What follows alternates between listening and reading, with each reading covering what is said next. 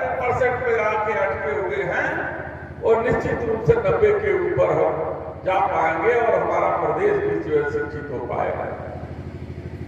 Japan में किसी कहानी में नहीं, हकीकत में ये बात सुनी गई थी कि एक लड़के के लिए पूरी ट्रेन पहाड़ी पर जाती थी, क्योंकि पहाड़ी की चोटी पर एक परिवार रहता था, उसका एक बच्चा स्कूल जाता था और सरकार ने ये तय किया कि उसको शिक्षा मिलनी चाहिए और पूरी की पूरी मेट्रो ट्रेन वहां तक जाती थी और उस बच्चे को लेकर के फिर उसके स्कूल के गंतव्य स्थान पर छोड़ दी थी। जब सरकारें शिक्षा के क्षेत्र में इस तरीके से संकल्पित हो और समान शिक्षा नीति लागू करे, सबको अवसर समान दे, गरीब हो अमीर हो, किसी के लिए कॉन्वेंट एजुकेशन और किसी के लिए प्राइमरी स्कूल में पढ़ने वाला एनसीईआरटी की किताब भी नहीं, ये दोनों असमानता इस सरकार को किस तरीके से दूरी बना रही है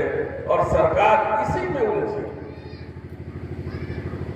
और इसका निराकरण करने के लिए तैयार है। नई शिक्षा नीति बनाती है। मैं भी मंत्री रहा हूं, एग्रीकल्चर एजुकेशन भी मेरे पास रहा।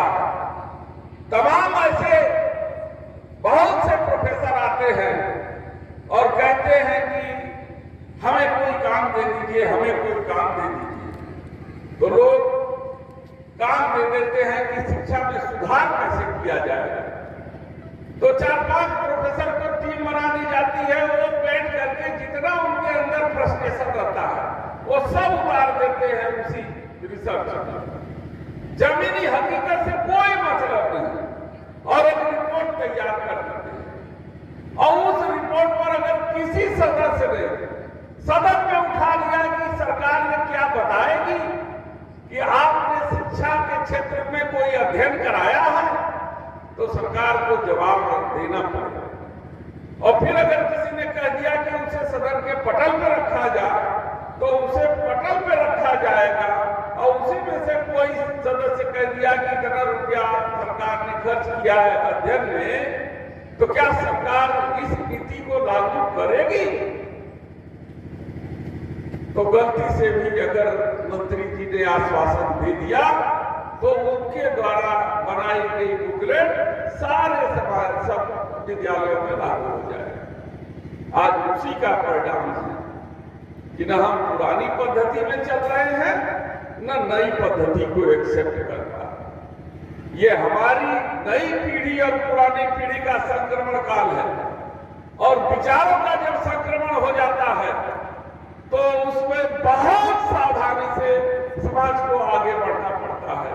आप तो जानते हैं कि काहे के लिए एक महीने का रमजान होता है, काहे के लिए नवरात्र में 9 दिन तक व्रत रखा जाता है, काहे के लिए 2 बार शरद ऋतु में नवरात्र और गर्मी में जो अक्टूबर नवंबर महीने में नवरात्र, इसलिए कि ये संक्रमण काल है कि गर्म से शरद, शरद से गर्म। जब इस संक्रमण काल से जब व्यक्ति गुजरता है तो अपने शरीर को शुद्ध करने के लिए, अपने शरीर को उस लायक बनाने के लिए व्रत और त्योहारों के उपयोग के माध्यम से अपने शरीर का शुद्धिकरण करता है। आज सरकार भी इसी संक्रमण काल से गुजर रही है। उसे समझ में नहीं आ रहा है कि नई शिक्षा नीति लागू करे या वो पुरानी शिक्षा नीति जिससे निकल करके IAS, IPS और अमेरिका जैसे राष्ट्र के तमाम बड़े से बड़े जो कंपनियां हैं उसके शीर्षस्थ नेतृत्व में शीर्षस्थ जगह पर अगर कोई बैठा है तो भारत का लड़का बैठा हुआ है, हमारे देश का लड़का बैठा हुआ है और वो जाकर के वो जो है वहां पर वो पूरे देश को दिशा दे रहा है। चाहे वो टेक्नोलॉजी क्षेत्र हो, चाहे रिसर्च क्षेत्र हो, चाहे इनोवेशन क्षेत्र हो, सब में भारत का वर्चस्व रहा है और भारत को उसका उपयोग करना चाहिए।